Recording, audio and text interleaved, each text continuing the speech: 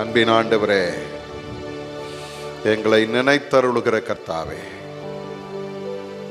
வேதத்தில் அநேகரை நாங்கள் பார்க்கிறோம். நீர் நினைத்தீர், அவர்களை ஆசீர்வதித்தீர். நீர் நினைத்தீர், அவருடைய சிறையிருப்புகளை மாற்றினீர்.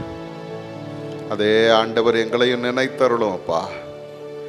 இந்த மழை நேரத்திலும் வாஞ்சையோடு உம்முடைய சமூகத்தில் ஓடி வந்திருக்கிற உம்முடைய மக்களை ஒரு விசை நினைத்தருளும் ஆண்டவரே.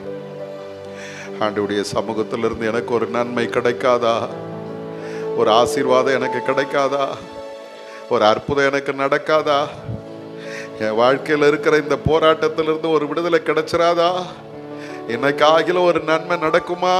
எதிர்பார்ப்போடு வந்திருக்கிறாங்க ஆண்டவரே. ஒவ்வொருவரையும் நீர் நினைத்தருளும். உங்க காயப்பட்ட கரத்தினால உங்களுடைய மக்களை தொடுங்கப்பா, ஆசீர்வதிங்கப்பா. நீர் நினைச்சா எல்லாம் மாறிடும் ஆண்டவரே. நீங்க நினைச்சா எந்த பிரச்சனையும் ஒன்றும் இல்லாம போயிடும் ஆண்டவரே. நீங்க எங்களை நினைக்கிறதுக்காக உமக்கு ஸ்தோத்திரம். எங்களை நடத்துகிறதுக்காக உமக்கு ஸ்தோத்திரம். எங்களை தொடர்ந்து உம்முடைய கிருபைக்குள்ள மூடிக்கொள்ளுகிறதுக்காக உமக்கு ஸ்தோத்திரம். இந்த நேரத்திலும் எங்களை முற்றிலுமாக உம்முடைய சமூகத்தில் அர்ப்பணிக்கிறோம். கர்த்தர் பொறுப்பெடுத்துக்கொள்ளும்.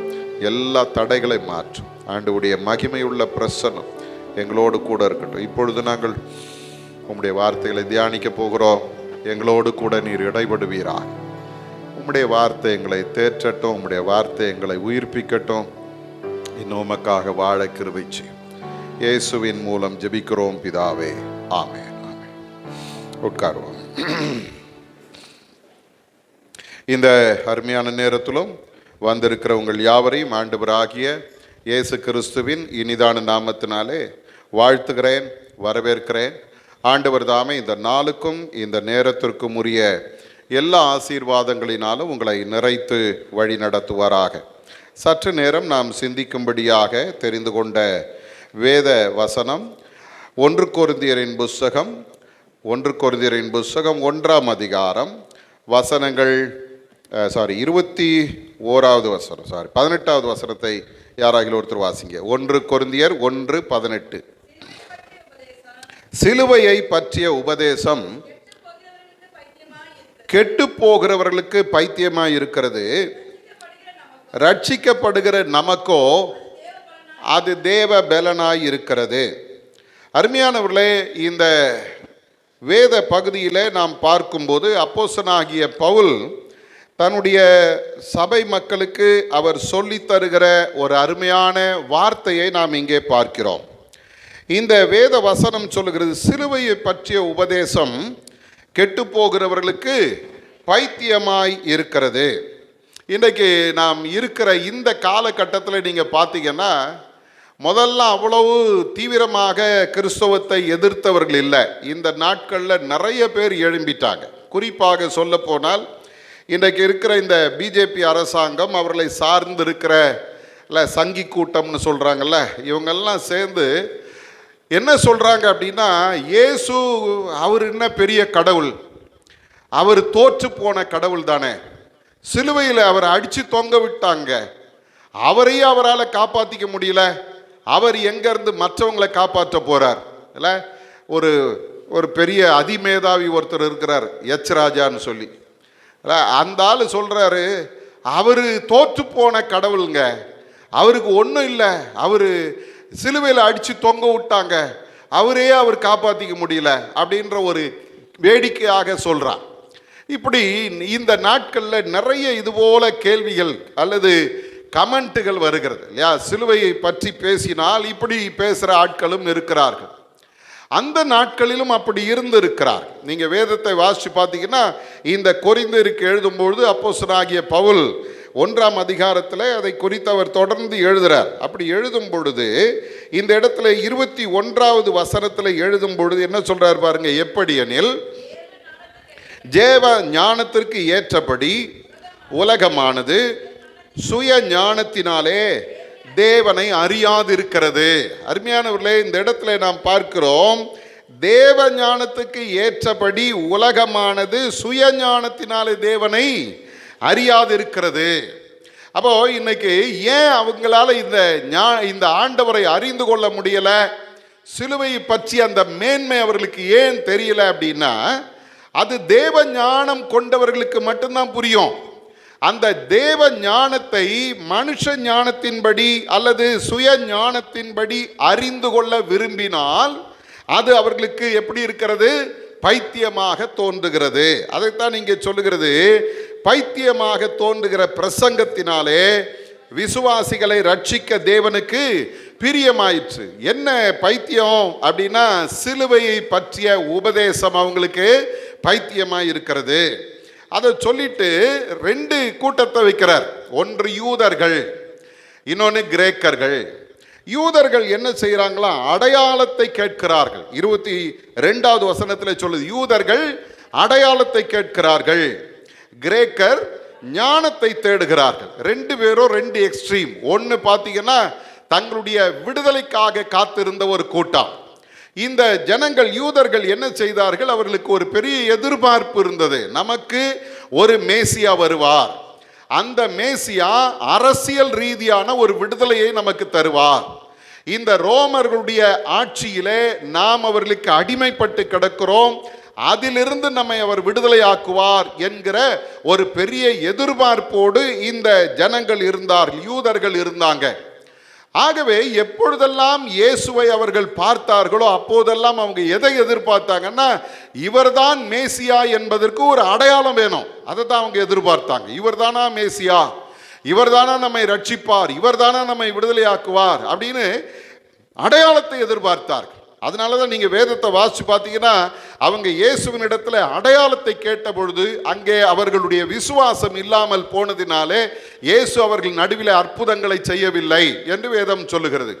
அடையாளம் தேடின யூதர்கள் அங்கே, அதில் நீங்கள் பார்த்தீங்கன்னா அந்த யூதர்களுடைய பாரம்பரியத்தில் நம்ம மல்கியாவின் புஸ்தகத்திலிருந்து மத்தேயின் சுவிசேஷம் வரைக்கும் ஏறக்குறைய ஒரு 400 ஆண்டுகள் இடையில் இருக்கிறது. இந்த 400 ஆண்டுகள் என்ன நடந்தது அப்படின்னு பார்த்தீங்கன்னா, இந்த யூத ஜனங்கள் மிகவும் கொடூரமாக நடத்தப்பட்டார்கள். ரோமர்களுடைய ஆட்சியின் கீழ் அவங்க ரொம்ப கஷ்டப்பட்டாங்க. அவருடைய வாழ்க்கையில் நீங்கள் பார்த்தீங்கன்னா, அவர்கள் தங்களுடைய உடைமைகளை இழந்து, உரிமைகளை இழந்து, ஆண்டவருடைய ஆலயத்தில் பலி செலுத்த முடியாமல், கர்த்தருடைய ஆலயம் ஒன்றுமில்லாமல் இருந்த சூழ்நிலை அது. அப்படிப்பட்ட சூழ்நிலையில தான் இந்த யூதர்கள் மத்தியில் நிறைய தீவிரவாத இயக்கங்கள் உருவாக ஆரம்பித்தது. அதில் ஒரு தீவிரவாத கூட்டத்தை சேர்ந்தவர் தான் யூதாஸ் காரியோத்து. அதே போல பரபாஸ் அப்படின்னு ஒரு மனிதனை வேதம் சொல்லுகிறது, அவரும் ஒரு தீவிரவாத கூட்டத்தை சேர்ந்தவர் தான். இவங்கெல்லாம் எதுக்காக போராடினாங்க? ஒரு அரசியல் ரீதியான ஒரு விடுதலைக்காக போராடினார்கள். ஆகவே இயேசுவையும் அவர்கள் எப்படி எதிர்பார்த்தாங்கன்னா, அரசியல் ரீதியாக விடுதலையை தருவார் அப்படின்னு எதிர்பார்த்தார். அது நடக்கலை. ஆகவே அவரை சிலுவையில் அறைந்து விட்டார்கள். கிரேக்கர்கள் என்ன பண்ணுறாங்க அப்படின்னா, அவருடைய பொழுதுபோக்கே என்ன அப்படின்னா, அவங்க ஞானிகளை வைத்து கொண்டு அவங்க சொல்கிற வினோதமான அல்லது புதிய கருத்துக்களை கேட்டு அதில் சந்தோஷப்படுவார்கள். அதுதான் அவருடைய பொழுதுபோக்கு. அப்போது இந்த இடத்துல பவுல் சொல்லும்போது சொல்கிறார், கிரேக்கர்கள் எதை எதிர்பார்க்கிறார்கள்? ஞானத்தை தேடுகிறார்கள். இப்போ இந்த கிரேக்கர்களுடைய தெய்வங்களை நீங்கள் பார்த்தீங்கன்னா, அவங்கெல்லாம் பயங்கரமான பலசாலிகள், உலகத்தையே தூக்கி தோளில் வச்சுக்குவான், அப்படிப்பட்ட ஆட்கள் இல்லை. அட்லஸ்ன்னு இருந்தார், ஹெர்குலஸ்ன்னு இருந்தார், இவங்கெல்லாம் யாரு? பெரிய பெரிய பலசாலிகள். அவர்களை பார்த்துட்டு இந்த பக்கம் திரும்பினா ஒருத்தர் பலவீனமானவராய் சிலுவையில் அறையப்பட்டு தொங்கிக் கொண்டிருக்கிறார், பரிதாபமாக புலம்பிக்கிட்டு இருக்கிறார் அவர்களுடைய பார்வையின்படி. அப்போ அவங்க என்ன நினைக்கிறாங்க? இந்த மனிதனா ரட்சிப்பான் அப்படின்னு நினைச்சு அதுவும் அவர்களுக்கு எப்படி இருக்கிறது? பைத்தியமாக தோன்றினது. இப்போ பவுல் சொல்றாரு, நாங்களோ சிலுவையில் அறையப்பட்ட கிறிஸ்துவை பிரசங்கிக்கிறோம், அவர் யூதருக்கு இடரலாகவும் கிரேக்கருக்கு பைத்தியமாகவும் இருக்கிறார். அப்போ இந்த நாளிலே நீங்களும் நானும் பார்க்கிற இந்த சிலுவை உலக மனிதர்களுக்கும் சுயஞானத்தை சார்ந்திருக்கிறவர்களுக்கும் அது பைத்தியமாக இருக்கிறது.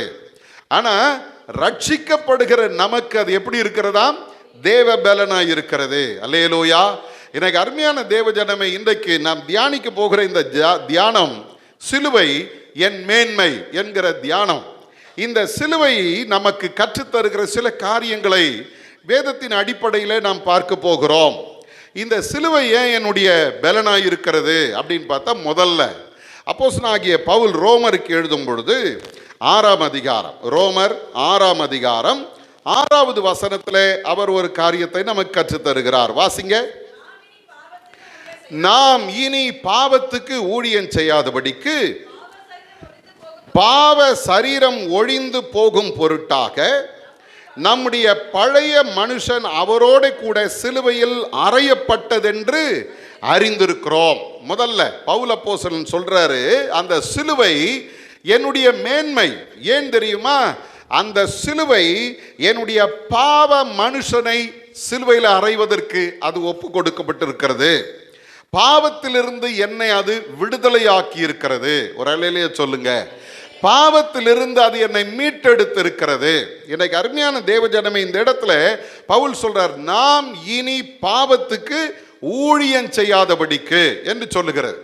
அப்போ அங்கே என்ன நடக்கிறது அப்படின்னு பார்த்தா, பாவ மனுஷனாக நாம் இருந்த பொழுது பாவத்திற்கு நாம் இறங்கி அதிலே ஊழியம் செய்து கொண்டிருந்தோம், அல்லது அதுக்கு வேலை செய்து கொண்டிருந்தோம். அப்போ நம்முடைய வாழ்க்கை பாவத்தினாலே நிறைந்திருந்தது. இப்போ பவுல் சொல்றாரு, அந்த பழைய மனுஷனை என்ன பண்ணியிருக்கிறேன்? சிலுவையில் அறைந்து விட்டேன். அல்லேலூயா. அருமையான தேவஜனமே, அப்போஸ்தலனாகிய பவுல் எபேசியருக்கு சொல்லும் போதும் இதே காரியத்தை அங்கே எபேசியரில் கற்றுக் கொடுக்கிறார். நீங்கள் சிலுவையிலே அல்லது பழைய மனுஷனை கலைந்து போடுங்கள் என்று சொல்லி அங்கே சொல்லுகிறார். எபேசியரின் புஸ்தகம் 4ஆம் அதிகாரம் 22வது வசனத்திலிருந்து பாருங்க. அந்தபடி முந்தின நடக்கைக்குரிய மோசம் போக்கும் இச்சைகளினாலே கெட்டு போகிற பழைய மனுஷனை நீங்கள் கலைந்து போடுங்கள் என்று சொல்றார்.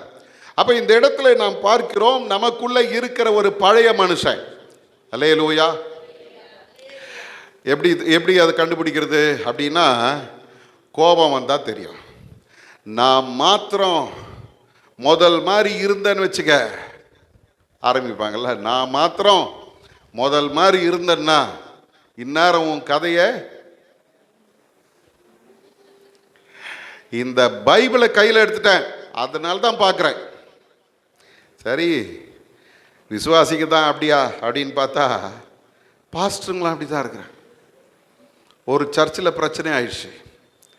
பாஸ்டர் வெளியே வந்தார், பிரச்சனை பண்ணுற ஆளை கூப்பிட்டாரு. மகனை அங்கி போட்டிருக்கிறேன், அங்கி போட்டிருக்கிறதுனால நீ தப்பிச்ச, இதை கழட்டினு வச்சுக்க, உன்னை விட நான் பெரிய ரவுடினார். அப்போ என்ன நடக்கிறது? இன்னும் பழைய மனுஷன் எங்கே இருக்கிறா? எல்லாம் அப்படியே அமைதியாக இருக்கு. எங்கே இருக்கிறா? உள்ளே இருக்கிறா.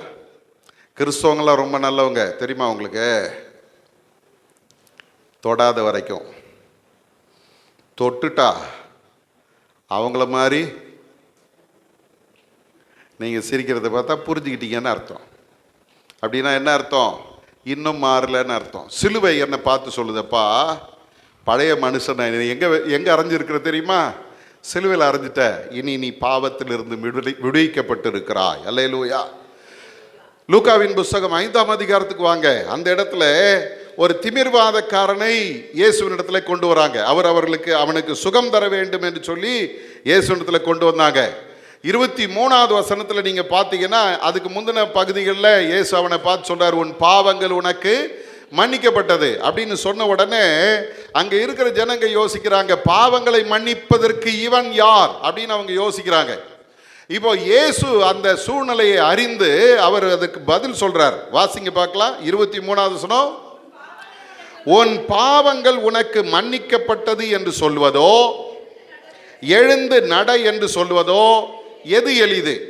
அருமையானவர்களை, இந்த இடத்துல நாம் பார்க்கும்போது இயேசு இந்த உலகத்தில் வாழ்ந்தபொழுது அவர் சொன்ன வார்த்தை இது. உன் பாவங்கள் உனக்கு மன்னிக்கப்பட்டது என்று சொல்வதோ எழுந்து நட என்று சொல்வதோ எது எளிது என்று கேட்கிறார். அப்ப ரெண்டும் ஒண்ணுதான்.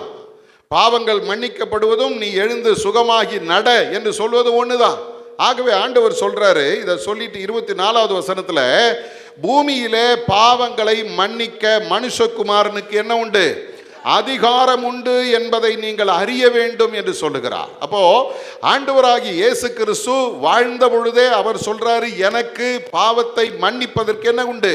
அதிகாரம் உண்டு. லூக்காவின் புஸ்தகத்தில் 7ஆம் அதிகாரத்துக்கு வந்தீங்கன்னா அங்கே ஒரு அம்மா வராங்க, பாவி ஆகிய ஸ்திரீ அப்படின்னு சொல்லி அவங்களை குறித்து வேதம் சொல்லுகிறது.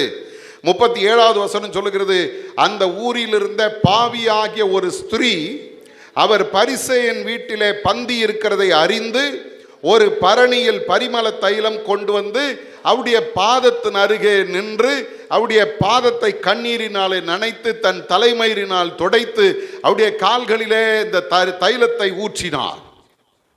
எல்லாரும் பார்க்குறாங்க, என்ன இவர் தீர்க்கதரிசின்னு சொல்கிறாங்களே, இவர் உண்மையிலேயே தீர்க்கதரிசியாக இருந்தால் தன்னை தொடுகிறது யார் என்று இவருக்கு தெரியுமே, அப்படி இப்படி நாங்கள் அந்த பரிசையை நினைக்கும் போது ஆண்டவர் அவனுக்கு பதில் சொல்லிட்டு இந்த அம்மாவை பார்த்து சொன்ன வார்த்தை என்ன தெரியுமா? 48வது வசனம் சொல்லுது, இயேசு அவளை நோக்கி உன் பாவங்கள் மன்னிக்கப்பட்டது என்றார். அல்லேலூயா. இந்த காலை நேரத்தில் ஆண்டவருடைய சமூகத்தில் வந்திருக்கிற தேவஜனமே, சிலுவை என் மேன்மை. காரணம் என்ன தெரியுமா? நான் பாவிதான், எனக்குள்ள ஒரு பழைய மனுஷன் இருக்கிறான், அவன் என்னை பாவத்தில் வீழ்த்தி கொண்டிருக்கிறான். பவுல் சொல்லுகிறது போல கெட்டு போகிற பழைய மனுஷனா இருக்கிறான். அவன் தான் கெடுறது மட்டும் இல்லை, சுற்றி எல்லாத்தையும் கெடுத்துக்கிட்டு இருக்கிறான். என் வாழ்க்கை நாசமா போயிட்டு இருக்குது அப்படி நீங்க நினைச்சீங்கன்னா, இன்னைக்கு வேதம் சொல்லுகிறது, என்னுடைய பாவ மனுஷனை சிலுவையிலே அறைந்து என்னை பாவத்திலிருந்து விடுதலை ஆக்கின ஒரு சிலுவை என்னோடு கூட இருக்கிறது. அல்லேலூயா. ஒவ்வொரு முறை அந்த சிலுவையை பார்க்கும்போது நீங்களும் நானும் தைரியமா சொல்லணும், நான் பாவியா இருந்தையா, ஆனால் என்னுடைய பாவத்தை அந்த சிலுவை ஏற்றுக்கொண்டு இருக்கிறது. அல்லேலூயா. அப்போ நான் இப்படி யோசித்தேன், இயேசு கிறிஸ்து இந்த உலகத்தில் வாழ்ந்த பொழுது அவர் பாவங்களை மன்னிக்கிறவராக இருந்தார். ஆனால் அவர் வந்த நோக்கம் என்ன தெரியுமா? அநேகரை மீட்க வேணும், இல்லை மொத்த உலகத்தையும் மீட்க வேணும். அதுக்காக தான் அவர் இந்த உலகத்தில் வந்தார். அதற்காக தன்னை பலியாய் ஒப்பு கொடுக்க வந்தார். இப்போ பாருங்க, இயேசு நல்லா சுத்திட்டு இருக்கும் போதே பாவங்களை மன்னித்து வியாதிகளை குணமாக்கினவர். அவர் வந்த நோக்கம் சிலுவையில் நிறைவேறின பிறகு அந்த சிலுவையில் அறையப்பட்ட இயேசு இன்னும் எவ்வளவு பெரிய காரியங்களை என்னுடைய வாழ்க்கையில் செய்ய வல்லவராக இருக்கிறார் தெரியுமா? இன்னைக்கு அந்த ஆண்டவருடைய கரத்தை அவருடைய பாதத்தில் போய் விழுவோம். ஆண்டவரே, என்னுடைய பாவத்திலிருந்து என்னை விடுதலை ஆக்கும். அநேக நேரங்களில் இந்த பாவ உணர்வு நம்மை வாட்டி வதைத்து கொண்டிருக்கிறது. குற்ற உணர்வு நம்மை அதிகமாய் வேதனைப்படுத்தி கொண்டிருக்கிறது. என்னைக்கோ செஞ்ச ஒரு தவறு உன் வாழ்க்கையில் இன்னும் உன்னை உறுத்தி கொண்டிருக்குமானால் ஒன்று மாத்திரம் செய்யலாம். என்ன தெரியுமா? ஆண்டவரே, இதிலிருந்து மீண்டு வர என்னால் முடியாது, அந்த சிலுவையின் ரத்தம் என்னிலே தெளிக்கப்படட்டும். அல்லேலூயா. சிலுவை என் பாவத்திலிருந்து என்னை விடுவித்து விட்டேன். ரெண்டாவது ஒரு காரியத்தை வேதம் சொல்லுகிறது, பாவம் செய்தால் என்ன உண்டு? தண்டனை உண்டு. அப்போஸ்தலனாகிய பவுல் கொலோசேருக்கு எழுதும் பொழுது 2ஆம் அதிகாரம் 14வது வசனத்தில் அவர் சொல்லும்போது என்ன சொல்றார் தெரியுமா? இந்த சிலுவை என்னுடைய வாழ்க்கையில ரெண்டாவது ஒரு பெரிய காரியம் செய்திருக்கிறது. என்ன? நமக்கு எதிரடையாகவும் கட்டளைகளால் நமக்கு விரோதமாகவும் இருந்த கையெழுத்தை குலைத்து அதை நடுவில் இராதபடி எடுத்து சிலுவையின் மேல் ஆணி அடித்து வைத்திருக்கிறது. ஒரு அல்லேலூயா சொல்லுங்க. அல்லேலூயா. எனக்கு எதிரடையாக கட்டளைகளால் எனக்கு விரோதமாக ஒரு கையெழுத்து இருக்கிறது. அல்லேலூயா. ஒரு ஜட்ஜ் ஒருத்தர் கையெழுத்து போட்டு இருக்கிறார். என்ன கையெழுத்து போட்டு இருக்கிறாரு? பாவம் செய்கிற ஆத்துமா சாகும். அதிலிருந்து யாருக்குமே மீட்பு கிடையாது. பாவம் செஞ்சிட்டியா, அடுத்து உனக்கு என்ன தண்டனை தெரியுமா? மரணம் தான். இப்படி எனக்கு எதிராக இருந்த ஒரு கட்டளை, எனக்கு விரோதமாக இருந்த ஒரு கையெழுத்தை இந்த சிலுவை என்ன பண்ணினது? என் வாழ்க்கையில் அந்த சாபம் இல்லாதபடி அதை தூக்கி வெளியே வைத்து விட்டது. அல்லேலூயா. எங்க வச்சிருக்கு தெரியுமா? சிலுவையில் ஆணி அடிச்சு வச்சிருக்கு. இவன் அந்த சிலுவை என்னை பார்த்து சொல்லுது, தண்டனைக்கு நீ தப்பித்திருக்கிறாய். அல்லேலூயா. அல்லேலூயா.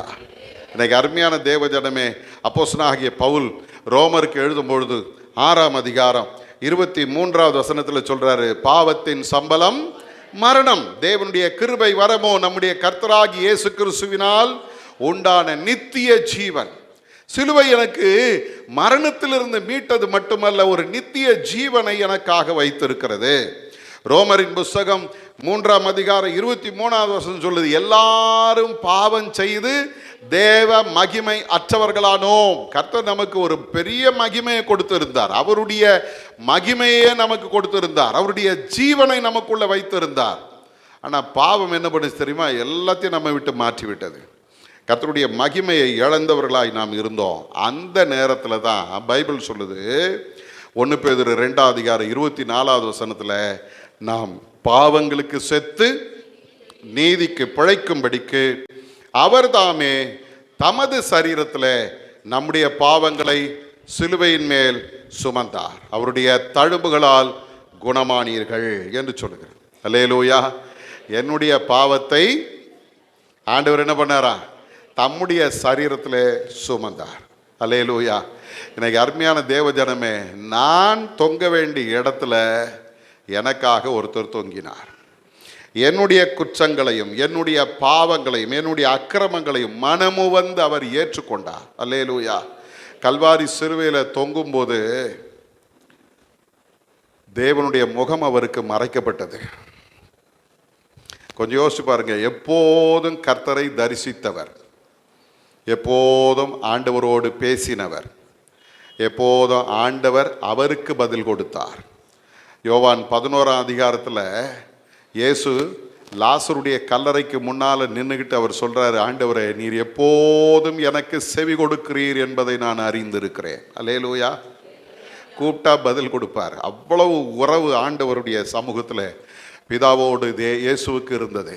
ஆனால் நம்முடைய பாவங்களை எல்லாம் அவர் தன்மேலே தன்னுடைய சரீரத்தில் சுமந்த பொழுது இயேசு கிறிஸ்து ஆண்டவரை நோக்கி பார்க்குறாரு. அவருடைய முகம் மறைக்கப்பட்டு போனது.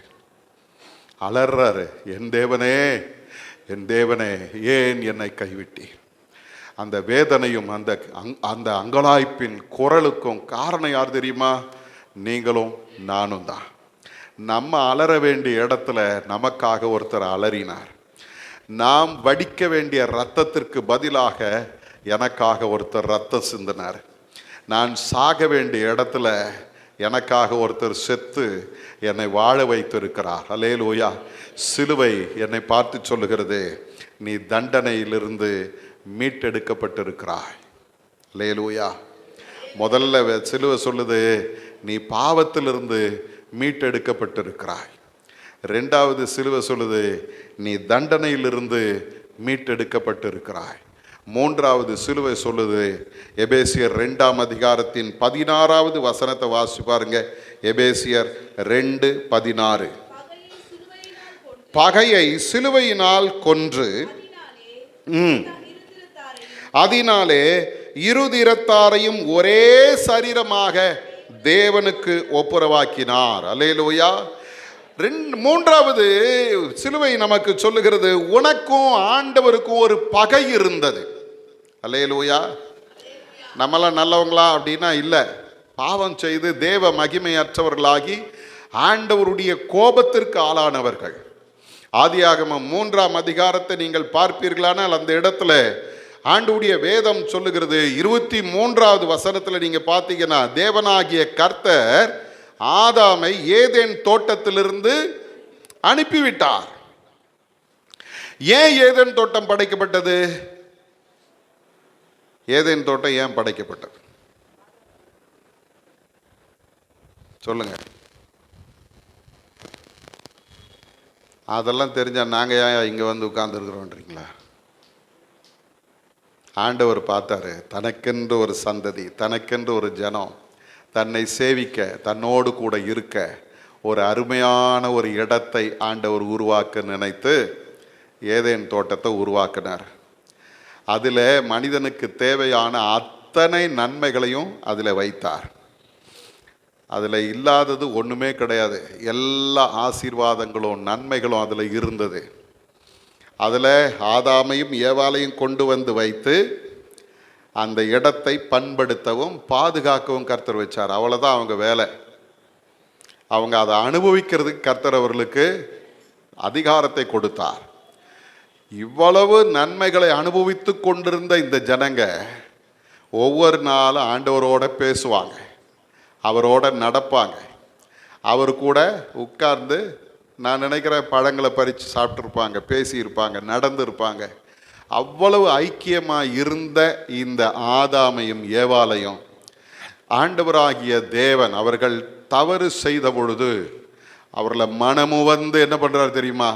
அந்த ஏதேன் தோட்டத்திலிருந்து வெளியே அனுப்புகிறார். இப்படி யோசிச்சு பாருங்களேன், எவ்வளோ கற்பனையோட உன்னை நான் வளர்த்தேன். பெற்றோர்கள் சொல்லுவாங்கள்ல பிள்ளைங்களை பார்த்து, எவ்வளோ கற்பனையோட வளர்த்தேன் தெரியுமா? நீ இன்ஜினியர் ஆவ, நீ டாக்டர் ஆவ, நீ அப்படி இருப்ப இப்படி இருப்பேன்னு நான் உன்னை வளர்த்தேன்.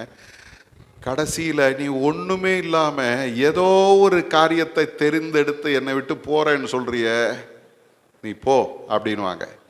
ஆனால் அந்த வார்த்தைக்கு பின்னால் எவ்வளோ வேதனை இருக்கும் தெரியுமா? நீ போ அப்படின்ற அந்த வார்த்தைக்கு பின்னால் அவ்வளோ வேதனை இருக்கும். ஆண்டவர் அவ்வளவு வேதனையும் சகித்தார். அடுத்தது வேதம் சொல்கிறது, இது இந்த பகை, ஆண்டவருக்கும் மனுஷனுக்கும் இடையில இருந்த பகை என்ன பண்ண தெரியுமா? இவன் திரும்பவும் இந்த ஏதேன் தோட்டத்துக்குள்ளே வரக்கூடாது என்று சொல்லி ஆண்டவர் என்ன பண்றாரு? அதை காக்கும்படிக்கு சுடரொளி பட்டயங்களை அந்த இடத்துல காவலுக்கு வைக்கிறார். இப்போ இந்த பிரிவினை என்ன பண்ணுது தெரியுங்களா? கொஞ்சம் கொஞ்சமா பெரிதாகி ஆண்டவரை மனிதன் மறந்தே போனான். ஒரு குறிப்பிட்ட காலத்தில் கர்த்தரை மறந்து விட்டு உலகத்தின் தெய்வங்களை தங்களுடைய தெய்வங்களாய் கொண்டு வாழ்ந்தார்கள். ஆகவே தான் வேதம் சொல்லுகிறது, அவர்களை ஆண்டவர் அழிக்கிறார். நோவாவின் காலத்தில் ஒரு பெரிய சங்காரம் வருகிறது. அடுத்தது ஆபிரகாமை தனக்கென்று தேர்ந்தெடுக்கிறார். அவனுடைய சந்ததி ஆண்டவருக்கு பிரியமாய் இருக்கும் என்று ஆண்டவர் நினைத்தார். ஆனால் காலப்போக்கில் அவர்களும் கர்த்தரை மறந்து போனார்கள். இப்போ மோசேயை கொண்டவர்களுக்கு நியாயப்பிரமாணங்களை கொடுக்கிறார். இந்த நியாயப்பிரமாணங்களை கை கொண்டு இவர்கள் எனக்கு பிரியமாய் வாழ்வார்கள் என்று அவர் எதிர்பார்த்திருந்த பொழுது நியாயப்பிரமாணங்களை அவர்கள் அவமாக்கினார்கள். அதை மறந்து போனார்கள், அதை கை கொள்ளாமற் போனார்கள். இப்போ ஆண்டவருடைய கோபம் திரும்பவும் பற்றி எரிகிறது. அவர்களை ஆண்டவர் அடிமைத்தனத்திற்கு திரும்ப ஒப்பு கொடுக்கிறார். இப்படி நிறைய காரியங்களை வேதம் நமக்கு சொல்லுகிறது. பிரிவினை பிரிவினை பிரிவினை, தூரம் போயிட்டான் மனுஷன். ஆனா ஆண்டவராகிய தேவன் தம்முடைய சொந்த குமாரனையே அவர் நமக்காக அவர் ஒப்பு கொடுத்தார். வேதம் சொல்லுகிறது போல கொலோசியர் 1ஆம் அதிகாரம் 20வது வசனத்தை வாசி பார்த்தீங்கன்னா அங்கே சொல்லுது, அவர் சிலுவையில் சிந்தின இரத்தத்தினாலே சமாதானத்தை உண்டாக்கி பூலோகத்தில் உள்ளவைகள் பரலோகத்தில் உள்ளவைகள் யாவும் அவர் மூலமாய் தமக்கு ஒப்புரவாக்கி கொள்ள அவருக்கு பிரியமாயிற்று. நல்லா கவனிங்க, ஆண்டவராகிய தேவன் அவர் விரும்பினது என்ன தெரியுமா? பூலோகத்தில் உள்ளவைகளும் பரலோகத்தில் உள்ளவைகளும் தம்மோடு கூட ஒப்புரவாக வேண்டும் என்று அவர் விரும்பினார். அதற்காக அவர் செய்த காரியம் என்ன தெரியுமா? தம்முடைய மகனையே பலியாக ஒப்பு கொடுத்தார்.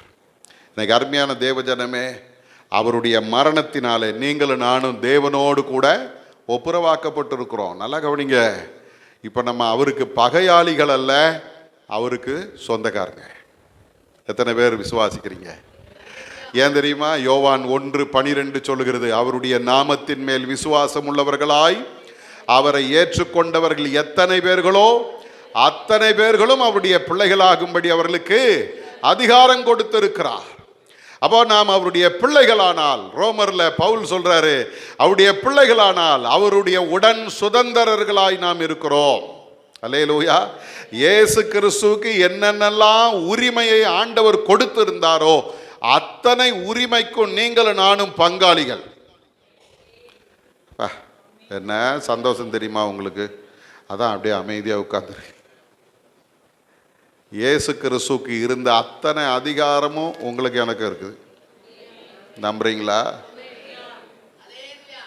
அவருக்கு ஆண்டவர் வைத்த அத்தனை மேன்மையும் கர்த்தர் உங்களுக்கு எனக்கு வைத்திருக்கிறார். அதனால தான் அப்போஸ்தலனாகிய பவுல் எபேசியருக்கு எழுதும் பொழுது அவர் சொல்லும்போது என்ன சொல்றாரு தெரியுங்களா? 2ஆம் அதிகாரத்துக்கு வந்தீங்கன்னா அந்த இடத்துல அவர் சொல்றாரு, தேவனுடைய சுரூபமாய் தற்சுரூபமாய் இருந்த அவர் தம்மைத்தாமே வெறுமையாக்கி அடிமையின் ரூபம் எடுத்து இந்த உலகத்தில் வந்து நம்ம இவர் மீட்டதினாலே, எபேசியர் 2ஆம் அதிகாரத்தில் சொல்றாரு 7வது வசனத்தில், கிறிஸ்து இயேசுவுக்குள் நம்மை அவரோடு கூட எழுப்பி உன்னதங்களில் அவரோடு கூட உட்காரவும் செய்தார். அப்போ இயேசு கிறிஸ்துவுக்கு இருந்த அத்தனை வல்லமையும் அதிகாரமும் யாருக்கு இருக்கிறது? யாரெல்லாம் அவருடைய நாமத்தின் மேல் விசுவாசம் வைத்து அவரை ஏற்றுக்கொண்டார்களோ அத்தனை பேருக்கும் ஆண்டவர் தர்றார். இன்னைக்கு ஆண்டவருடைய சமூகத்தில் வந்திருக்கிற தேவஜனமே, தேவனோடு கூட நாம் ஒப்புரவாக்கப்பட்டிருக்கிறோம். சிலுவை நம்மை பார்த்து சொல்லுது, நீ இனி தேவனுக்கு பகையாளி அல்ல, நீ பங்காளி. அல்லேலூயா.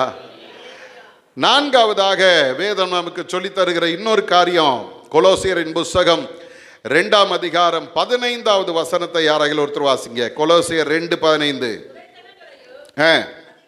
துரைத்தனங்களையும் அதிகாரங்களையும் உரிந்து கொண்டு வெளியரங்கமான கோலமாக்கி அவைகளின் மேல் சிலுவையிலே வெற்றி சிறந்தார். அல்லேலூயா.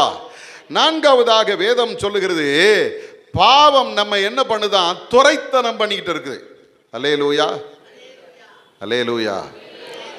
துரைத்தனம்னா என்ன? துரைத்தனம்னா என்ன? அதிகாரம்னு ஒன்று இருக்குதுல்ல, துரைத்தனம்னா என்ன? வேலை செய்கிறவங்களுக்கு தெரியும். டீம் லீடர்னு ஒருத்தர் இருப்பார். அவர் வேலை செய்கிறாரோ செய்யலையோ நம்மளை ஓட்டிக்கிட்டு இருப்பார். டேய், இதை முடிச்சியா, அதை செஞ்சியா, அங்கே போகாத, இங்கே போகாத, உட்கார்ந்து வேலையப்பார் சொல்கிறாங்கல்ல.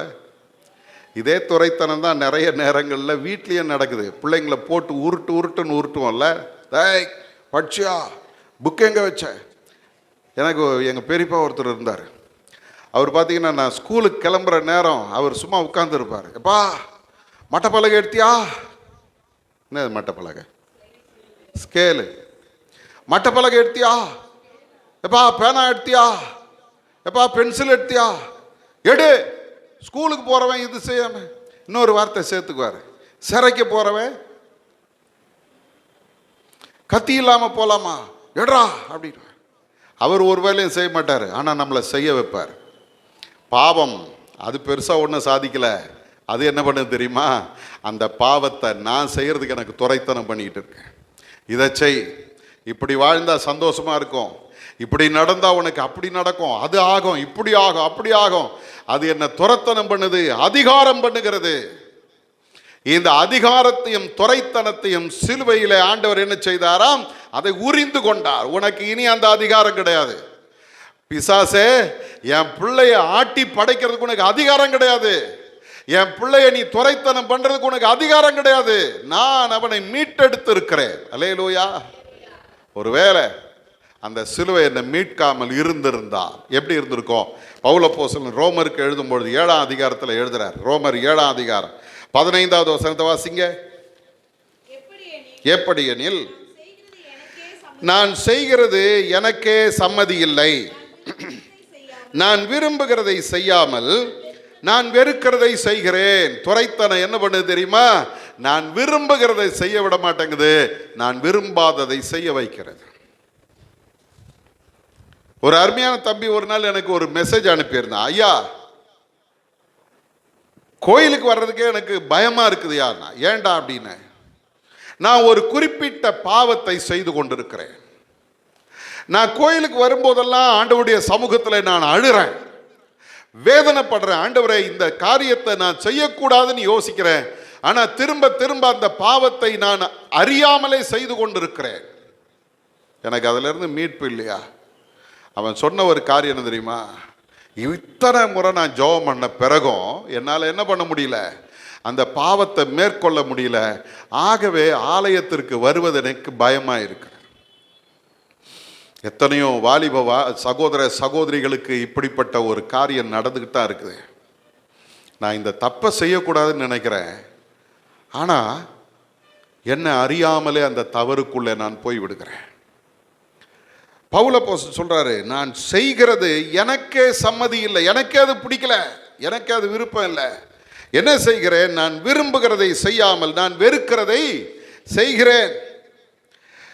17வது வசனத்தில் அதுக்கு பதில் சொல்றாரு, ஆதலால் நான் அல்ல, எனக்குள் வாசமாயிருக்கிற பாவமே அப்படி செய்கிறது. பாவம் என்ன பண்ணுது? நான் விரும்புகிறதை செய்யறதுக்கு பதிலாக விரும்பாததை செய்ய வைக்கிறது. திரும்ப அவர் சொல்றாரு 19வது வசனத்தில் வாசிங்க. ஆதலால் நான் விரும்புகிற நன்மையை செய்யாமல் விரும்பாத தீமையை செய்கிறேன். ரெண்டாவது திரும்பவும் சொல்றாரு, நான் நன்மை செய்ய விரும்புறேன், ஆனா எதை செஞ்சுட்டு இருக்கிறேன்? தீமை செய்கிறேன். கோவப்படாதுன்னு தான் நினைக்கிறையா. ஆனால் ஏதாவது ஒரு சின்ன பிரச்சனைனா கூட என்ன பண்ண முடியல, என்னால் கோபத்தை கண்ட்ரோல் பண்ண முடியல. கெட்ட வார்த்தை பேசக்கூடாதுன்னு தான் நினைக்கிறேன், ஆனால் சூழ்நிலை கெட்ட வார்த்தையை பேச வச்சிடுது.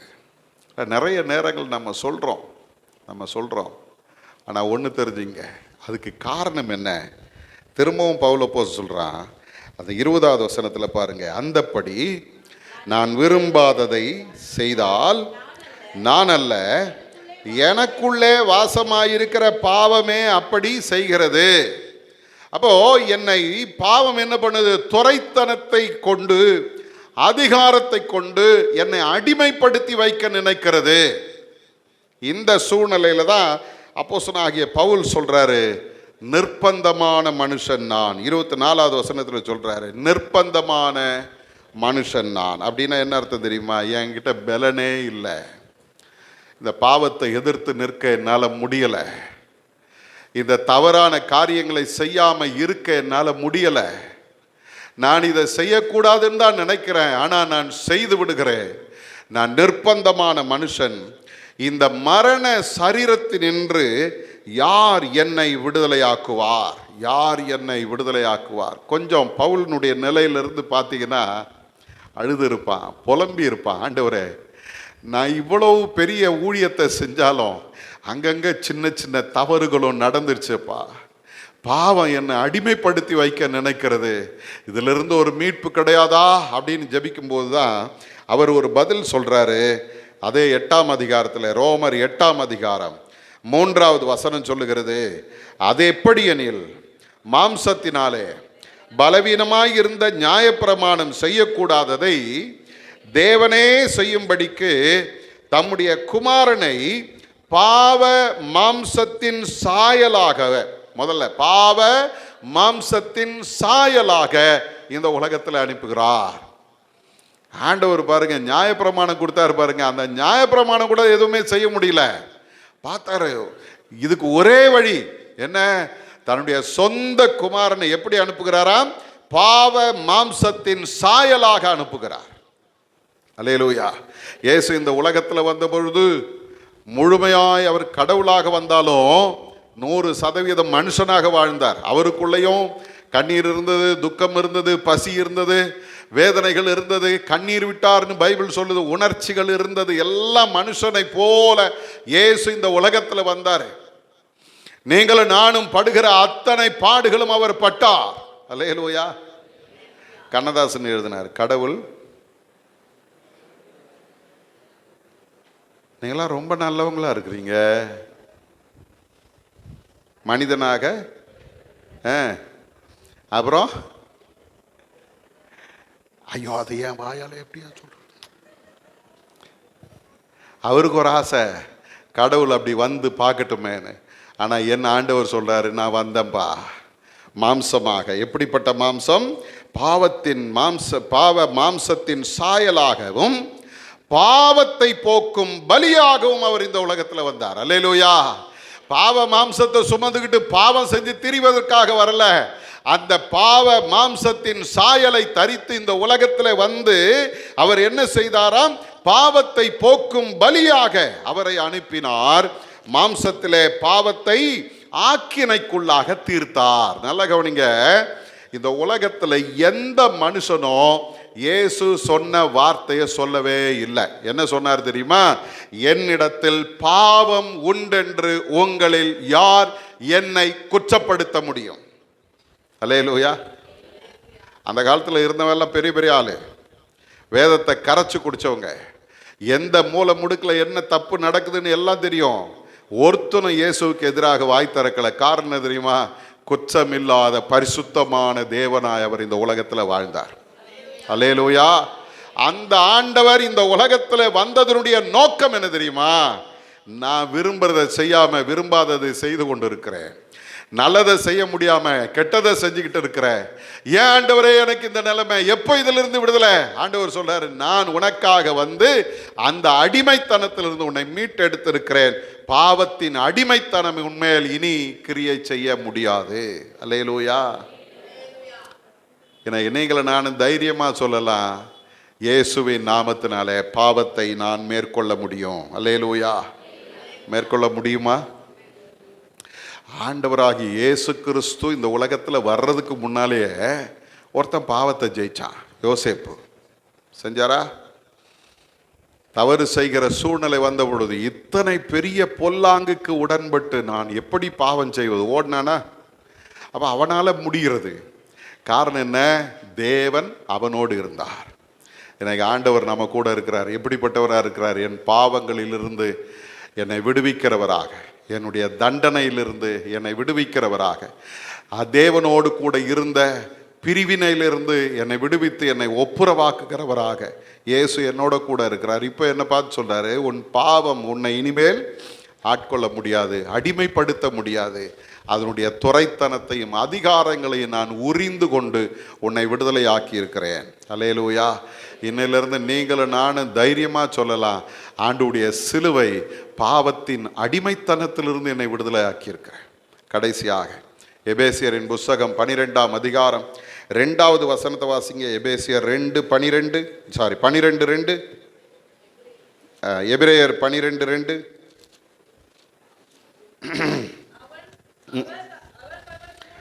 அவர் தமக்கு முன் வைத்திருந்த சந்தோஷத்தின் பொருட்டு அவமானத்தை எண்ணாமல் சிலுவையை சகித்து தேவனுடைய சிங்காசனத்தின் வலது பார்சத்தில் வீற்றிருக்கிறார். அல்லேலூயா. இந்த சிலுவை நமக்கு சொல்லித் தருகிற ஒரு காரியம் உண்டு. இயேசு கிறிஸ்து என்ன செய்தாராம்? தமக்கு முன் வைத்திருந்த சந்தோஷத்துக்காக அவமானத்தையும் எண்ணாமல் சிலுவையை சகித்து தேவனுடைய சிங்காசனத்தின் வலது பக்கத்திலே வீற்றிருக்கிறார். அந்த சிலுவை இன்னைக்கு உங்களை என்னை பார்த்து சொல்லுது, ஜெயம் கொள்ளுகிறவன் எவனோ அவனும் என்னோடு கூட என்னுடைய சிங்காசனத்தில் உட்கார முடியும். அல்லேலூயா. அப்போ சிலுவை உங்களை என்னை பார்த்து சொல்லுது, உன்னை உன்னதங்களிலே உயர்த்துகிறதுக்காக நான் இருக்கிறேன். அல்லேலூயா.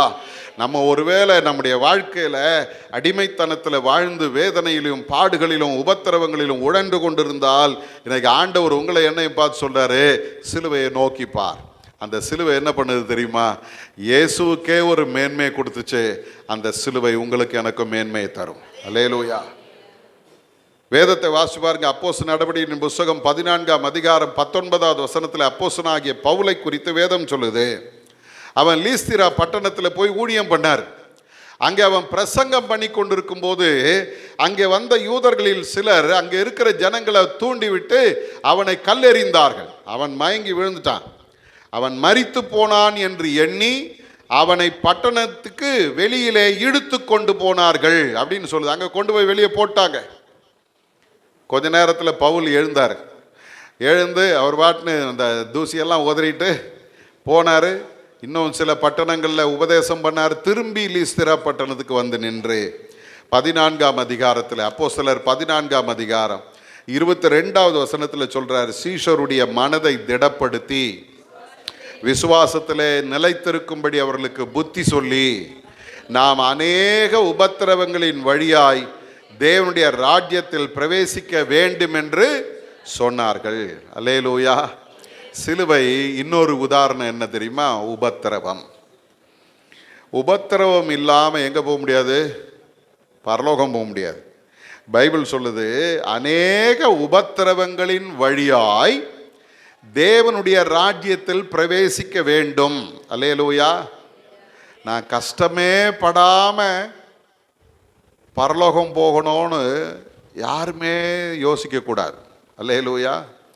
பாடுகள் வரக்கூடாது, பிரச்சனை வரக்கூடாது, தோல்வி வரக்கூடாது, ஏமாற்றம் வரக்கூடாது. நான் தொட்டதெல்லாம் பொண்ணாக விளங்கணும், அப்போ தான் நான் ஆண்டவரை ஏற்றுக்குவேன் அப்படின்னு சொன்னீங்கன்னா எங்கே போக முடியாது?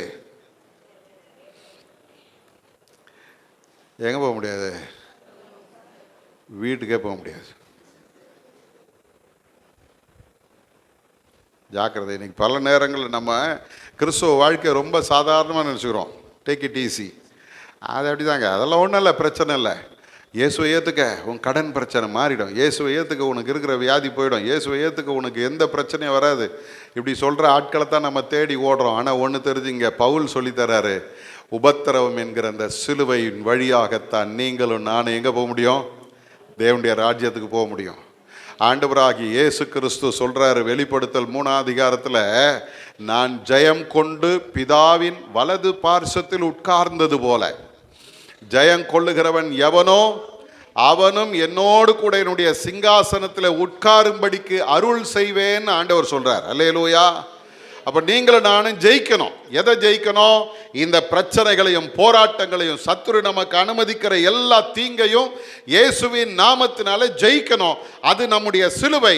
அந்த சிலுவையை நீங்க சுமந்துட்டீங்கன்னா பைபிள் சொல்லுது, நமக்கு முன்னால ஒரு பெரிய சந்தோஷம் காத்து கொண்டு இருக்கிறது.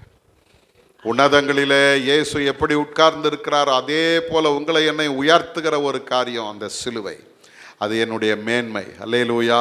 அப்போ நான் 5 காரியங்களை நாம் பார்த்தோம். 1, அந்த சிலுவை என்னுடைய பாவத்திலிருந்து என்னை மீட்டு எடுக்கிறது. 2வது, அந்த சிலுவை பாவத்தினால் வருகிற தண்டனையிலிருந்து என்னை மீட்டு எடுக்கிறது. 3வது, அந்த சிலுவை தேவனோடு கூட என்னை ஒப்புரவாக்குகிறது. 4வது, அந்த சிலுவை இனி பாவம் என்கிற அந்த துரைத்தனம் என்னை அடிமைப்படுத்தாதபடி காத்துக்கொள்கிறது. 5வதாக, இந்த சிலுவை என்னை உன்னதங்களிலே உட்கார வைக்கிறது. அல்லேலூயா. எல்லாரும் அப்படியே கண்களை மூடுவோமா? ஆண்டவருடைய சமூகத்தில், ஆண்டவரே, என்னுடைய சுய ஞானத்தினாலே நான் சிலுவையை தேடக்கூடாதப்பா. அந்த சிலுவை பற்றிய உபதேசம் சுய ஞானத்தை தேடினவர்களுக்கு பைத்தியமாய் இருந்தது. ஆனால் ரட்சிக்கப்படுகிறவர்களாய் ஆண்டவரிடத்திலிருந்து நான் ஒரு மீட்பை பெற வேண்டும் என்கிற அந்த வாஞ்சையோடு நீ அந்த சிலுவையின் இடத்துல வருவாயானால் அந்த சிலுவை உன்னுடைய மேன்மையாய் மாறுகிறது. அந்த சிலுவையினாலே நீ ரட்சிக்கப்படுகிறாய், பாவத்திலிருந்து மீட்பை பெறுகிறாய்.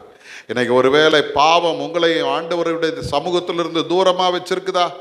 அநேகருடைய வாழ்க்கையில் ஆண்டவர் சொல்லுகிறேன், நீ ஜெபிக்க முடியலை, ஆண்டவருடைய சமூகத்தில் நீ வர முடியலை, ஆண்டவருடைய ஆலயத்துக்கு போகணும்னு சொன்னால் உனக்கு கசப்பாக இருக்குது. காரணம் என்ன தெரியுமா? உனக்குள்ளே இருக்கிற பாவம் உன்னை தூரமாக நிறுத்துது. ஆண்டவர் சொல்றாரு, மகனே மகளே, பாவத்திலிருந்து உன்னை மீட்டெடுத்து இருக்கிற, நீ இனி பாவி அல்ல. அந்த பழைய மனுஷனை நான் சிலுவையில் அறைந்து வைத்து இருக்கிற, நீ பரிசுத்தமாக்கப்படுவாய். அல்லேலூயா. சிலுவையை நம்பி வந்தீனா நீ பரிசுத்தமாக்கப்படுவாய். இன்னைக்கு ஆண்டவருடைய சமூகத்தில் ஒப்பு கொடுப்பாயா? பிசாசு இன்னைக்கு பலரை அப்படி வஞ்சித்து வைத்திருக்கிறான். உன் ஜபத்தை கர்த்தர் கேட்க மாட்டார். பிசாசு சொல்றான், உன்னுடைய ஜபம் கேட்கப்படாது, உன்னுடைய ஜபத்துக்கு பதில் இல்லை, நீ பாவி, நீ துரோகி, நீ ஆண்டவரை வேதனைப்படுத்திட்ட, ஆண்டவருக்கு விரோதமான பாவத்தை செஞ்சிட்ட, நீ ஜபம் பண்ணா அவர் கேட்க மாட்டார். சொல்றானா? அப்படியே ஆண்டவருடைய சமூகத்தில் திரும்புங்க. சிலுவை உங்களை என்ன பார்த்து சொல்லுது, உன்னுடைய சகல பாவத்தை நீக்கி உன்னை ரட்சிக்கிற ஒரு சிலுவை. இயேசுவின் ரத்தம் உனக்காக சிந்தப்பட்டு இருக்கிறது. ஆபேலின் ரத்தம் பேசுச்சான். என்ன பேசியிருக்கோம்? ஆண்டவரே, என் சகோதரன் என்னை கொலை பண்ணிட்டான்ப்பா, அவனுக்கு நியாயம் செய்யுங்க, எனக்கு நியாயம் செய்யுங்க, அவனை விசாரிங்க, அவனுக்கு தண்டனை கொடுங்க அப்படின்னு சொல்லியிருக்கோம். ஆனால் இயேசுவின் ரத்தம் என்ன பண்ணுது தெரியுமா? ஆபேலின் ரத்தம் பேசினதை காட்டிலும் மேன்மையானவைகளை பேசுகிற அந்த இயேசுவின் ரத்தம் தெளிக்கப்படுகிற இடத்திற்கு நீ வருவாயானால் உன் பாவம் மன்னிக்கப்படும். 2வது சொல்லுது, பாவத்தின் விளைவாக வருகிற தண்டனையிலிருந்து சிலுவை உங்களை என்னையும் பாதுகாக்கிறது. எனக்கு எதிரடையாக இருந்த எல்லா கையெழுத்தையும் குலைத்து போட்டு எல்லா சாபங்களிலிருந்து என்னை விடுதலையாக்கி அந்த தண்டனையிலிருந்து என்னை மீட்டெடுத்த சிலுவை, அது என் மேன்மை. 3வது சொல்லுகிறது, பாவம் தேவனுக்கும் எனக்கும் இடையில பெரிய பிரிவினை ஏற்படுத்தி வைத்திருந்தது, பகையை ஏற்படுத்தி வைத்திருந்தது. ஆனால் சிலுவை அந்த பகையெல்லாம் மாற்றி தேவனோடு கூட என்னை ஒப்புரவாக்கி வைத்திருக்கிறது. தைரியமாய் இப்போ நான் ஆண்டவரை கூப்பிடலாம். அப்பா, பிதாவே என்று கூப்பிடத்தக்க புத்திர சுவிகாரத்தின் ஆவியை கர்த்தர் உங்களுக்கு எனக்கு கொடுத்திருக்கிறார். 4வது வேதம் சொல்லுகிறது, அந்த பாவம் நம்மை துரைத்தனம் பண்ணுவதற்கும் அதிகாரம் பண்ணுவதற்கும் இனி ஆண்டவர் விடமாட்டார். காரணம், அவருடைய சிலுவை மரணத்தினாலே அவர் எல்லாவற்றையும் மாற்றிவிட்டார். உங்களை என்னை அவர் விடுதலை ஆக்கி இருக்கிறார். 5வது சிலுவை சொல்லுகிறது, உன்னை உன்னதங்களிலே உயர்த்துகிற ஒரு சிலுவை. ஒரு தேவன் உனக்காக காத்திருக்கிறார். உன்னுடைய வாழ்க்கையில் நீ படுகிற வேதனைகளையும் கண்ணீரையும் அவர் காண்கிறார். இந்த சிலுவையின் மரணம் நமக்கு கற்றுத்தருகிறது. இயேசுவுக்கு அந்த மேன்மையை கொடுத்த அதே சிலுவை உனக்கும் அந்த மேன்மையை கொடுக்கும். ஒப்பு கொடுப்போமா? ஆண்டவரே, அந்த கல்வாரி சிலுவை என் வாழ்க்கையில் இடைப்படட்டோம்ப்பா. என்னுடைய பாவங்கள் மன்னிக்கப்படட்டும், என்னுடைய தண்டனைகள் மாற்றப்படட்டும். நான் உம்மோடு கூட ஒப்புரவாக்கப்பட்டவனாய், பாவத்தை இனி மேற்கொண்டவனாய் உன்னதங்களிலே நிற்க எனக்கு உதவி செய்யுங்கப்பான்னு ஒப்பு கொடுப்போமா? பரிசுத்த பிதாவே, இந்த வார்த்தைகளை நீர் ஆசீர்வதியும். எங்களுடைய வாழ்க்கையில் உலகத்திற்கு சிலுவை பைத்தியமாய் தோன்றலாம், ஆனால் எங்களுக்கு இந்த சிலுவை மேன்மையாக இருக்கிறதப்பா. அது எங்களுக்கு ஆசீர்வாதமானதாக இருக்கிறது சுவாமி. அது எங்களுடைய வாழ்க்கையில் பாவத்திலிருந்து விடுதலையை தந்து, தண்டனையிலிருந்து விடுதலையை தந்து, தேவனோடு எங்களை ஒப்புரவாக்கி, இனி பாவம் எங்களை அடிமைப்படுத்தாதபடி காத்து உன்னதங்களிலே எங்களை உயர்த்துகிற அந்த சிலுவைக்காக உமக்கு ஸ்தோத்திரம். சிலுவை எங்களுடைய வாழ்க்கையில் ஒவ்வொரு நாளும் இடைபடட்டும். நாங்கள் உம்முடைய சிலுவையை நோக்கி பார்த்து உம்முடைய வல்லமையை நாங்கள் அனுபவித்து விடுதலையை பெற்றவர்களாய் வாழ கிருபை செய்யும். இயேசுவின் மூலம் ஜெபிக்கிறோம் பிதாவே, ஆமென்.